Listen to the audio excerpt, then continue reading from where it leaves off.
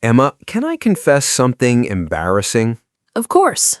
Sometimes I understand every word in an English sentence, but I still don't understand the sentence. Interesting. Give me an example. Last week, I was watching a YouTube video. The speaker said something.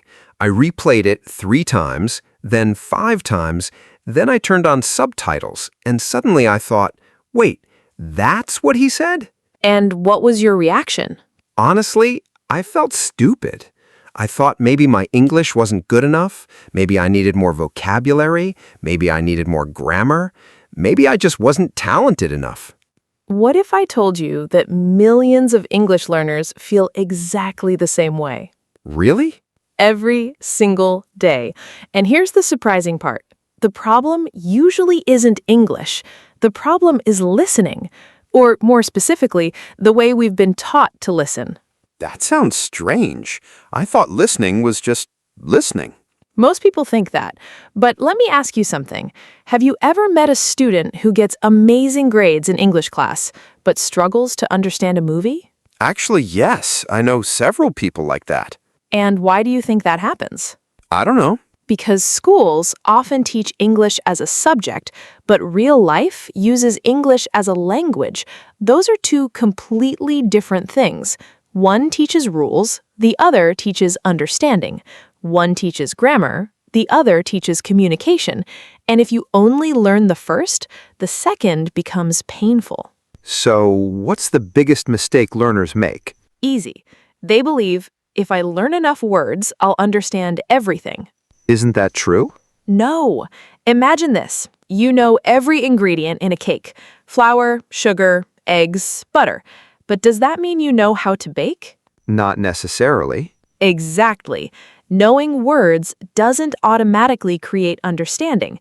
Understanding comes from recognizing patterns, connections, context, meaning. Let me tell you a story.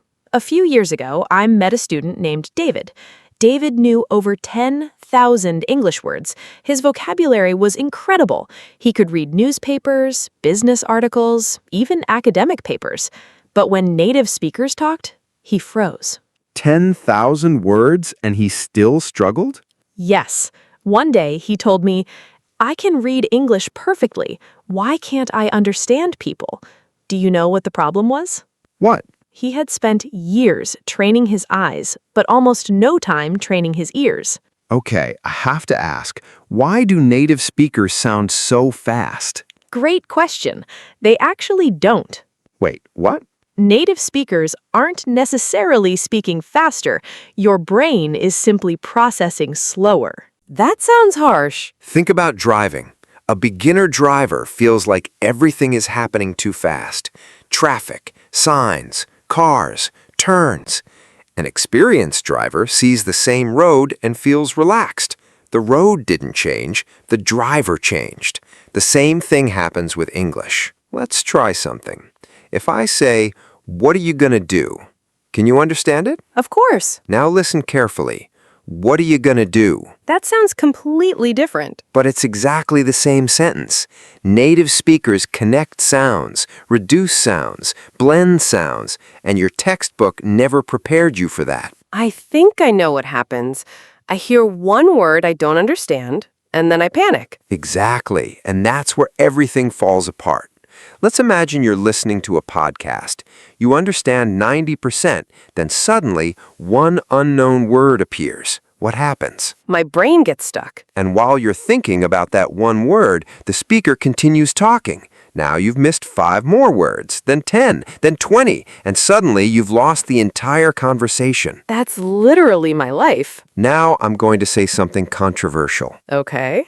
You do not need to understand every word. That sounds impossible. Think about your native language. Do you understand every word every time someone speaks? No. Of course not. Sometimes people mumble, sometimes they use unfamiliar words, sometimes there's background noise. Yet you still understand. Why? Because your brain focuses on meaning, not perfection. So native speakers don't hear every word? Not consciously. Their brains predict. For example, if I say, I went to the restaurant and ordered a... Meal. See, you predicted it. If I say, every morning I drink a cup of... Coffee. Again, that's prediction, and prediction is one of the secret weapons of great listeners. Let's play a game. Imagine it's raining heavily, dark clouds, strong wind, thunder. Someone looks outside and says, perfect weather for a picnic.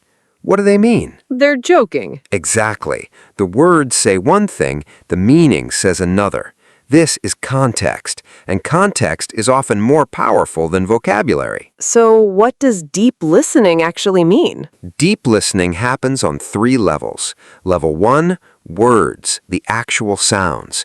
Level 2, meaning, the message. Level 3, emotion, the feeling behind the message. Can you give an example? Sure. Listen. That's great. Now, that's great. The second one sounds annoyed. Exactly. Same words, different emotions, different meaning. Do successful learners really use these techniques? Every successful learner I know does. I've worked with students from dozens of countries, different ages, different backgrounds, different goals. The best learners all have one habit: daily listening. Not weekly, not monthly, daily. Let's say someone listening right now wants to improve. What should they do? Simple. For the next 30 days, day after day, listen for 20 to 30 minutes. Every day. No excuses. What should they listen to? Podcasts, YouTube videos, audiobooks, anything they enjoy. The secret is consistency, not perfection. Alex, can I tell you something that might surprise people? Sure. Right now, thousands of learners around the world are improving their English simply by listening every single day, while many others are stuck searching for shortcuts. The learners who keep listening today will be the fluent speakers tomorrow, and the people waiting for the perfect method may still be waiting next year. Can I be honest again? Always. Sometimes I feel like I'm not improving. Most learners feel that way. The problem is that listening improvement is invisible. It happens quietly, like growing taller. You don't notice it every day, but one day you look back and realize you've changed completely. Alex, one final question. Go ahead. What would you say to someone who feels discouraged? I'd tell them this. Somewhere in the future, there's a version of you. A version who watches movies comfortably, who understands podcasts naturally, who speaks confidently, who laughs at English jokes, who joins conversations without fear. That version of you already exists. The only thing separating you from that person is practice. Every podcast you listen to, every video you watch, every conversation you struggle through, every moment you refuse to quit, brings you closer. I love that. So, don't focus on understanding every word. Focus on understanding a little more today than yesterday. Trust the process. Trust your ears. Trust yourself. Because one day, you'll realize something incredible. English didn't become easier. You became stronger. And that's the art of deep listening. Exactly. Thank you for listening. And remember, don't just hear English. Listen deeply. Because that's where true understanding begins. Alex, can I tell you something strange? Of course. Sometimes I understand every word someone says, but I still don't understand the person. That's not strange at all. In fact, that's one of the biggest signs that you're moving to the next level of English. Really? I thought it meant I was doing something wrong. Not at all. Most beginners focus on words. Advanced learners focus on meaning. Fluent speakers focus on people. What do you mean? Imagine a friend says, "I'm fine." Simple sentence, 2 words. But what if they say it like this? "I'm fine." Or, "I'm fine." Or, "Yeah, I'm fine." Those are 3 completely different messages. You're right. The words are the same, but the feeling changes. Exactly. Real communication isn't just words. It's emotion, tone, energy, intent. And deep listening helps you hear all of those things. Can we talk about movies? Because movies are my biggest challenge. Absolutely. Tell me what happens. I start a movie feeling confident. Then the actors begin speaking. 5 minutes later, I'm questioning every life decision I've ever made. That's normal. Movies are difficult because actors don't speak textbook English. They interrupt each other, they mumble, they whisper, they use slang, and sometimes they're speaking emotionally. Which makes everything harder. Exactly. When emotions increase, pronunciation often becomes less clear. So how should learners use movies? Most learners make a mistake.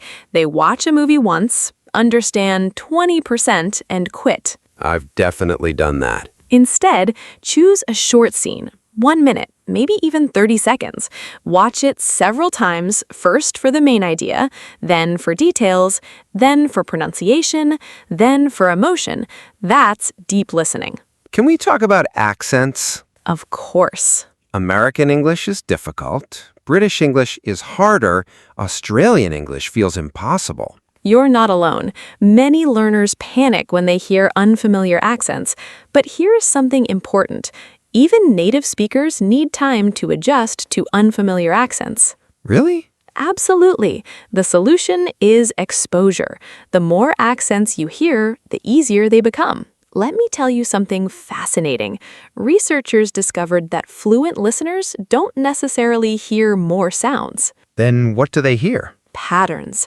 Their brains recognize familiar structures. It's like seeing a friend's face in a crowd. You don't analyze every detail. You recognize the pattern instantly. I've heard people talk about shadowing. Does it really work? It's one of the most powerful techniques ever created for language learning Why? because it trains listening and speaking simultaneously. How does it work? You listen to a sentence and immediately repeat it like an echo. That sounds difficult. Good. Difficult often means effective. Let's try one. Listen carefully. I can't believe it's already Friday. Now repeat it. I can't believe it's already Friday. Good. Again, this time match my rhythm. I can't believe it's already Friday. I can't believe it's already Friday. Excellent. That's shadowing. Sometimes I wonder why children learn languages faster. Because children spend thousands of hours listening before they start speaking. Thousands? Yes. Think about a baby. For months, they simply listen, day after day. Their brains absorb patterns, sounds, rhythms, meaning. Then speaking appears naturally. What's the ideal daily routine? Simple. 10 minutes listening, 10 minutes shadowing, 10 minutes reviewing. 30 minutes total. That's manageable. Exactly. Consistency beats intensity every time. When do learners usually notice improvement? Usually not when they're looking for it. What do you mean? One day they're watching YouTube and suddenly they realize, wait, I understood that. Then a week later, I understood that too. And before they know it, English starts feeling natural. Let me tell you about Maya. Another student? Yes.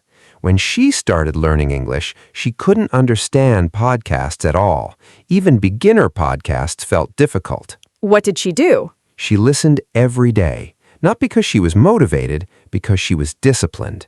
6 months later, she sent me a message. What did it say? I just listened to a 45-minute podcast without subtitles. What's the secret? There isn't one. Really? The truth is boring. Consistency, patience, daily listening. That's the secret. People want shortcuts, but fluency is built through repetition. I think many listeners are wondering if they'll ever become fluent. They will, if they keep listening. Even if progress feels slow? Especially then, because progress is happening beneath the surface, like roots growing underground. You can't see them, but they're there. So before we finish today's episode, I want everyone listening to imagine something. Imagine yourself 1 year from now. You press play on an English podcast and you understand it. You watch a movie and you enjoy it. You have a conversation and you don't panic. That future isn't a dream. It's a destination, and every minute you spent listening moves you closer to it. One podcast at a time. One conversation at a time. One day at a time. Thank you for joining us. And remember, don't chase perfect English. Chase daily English, because fluency belongs to the people who keep listening. See you in the next episode. And until then, Keep listening deeply.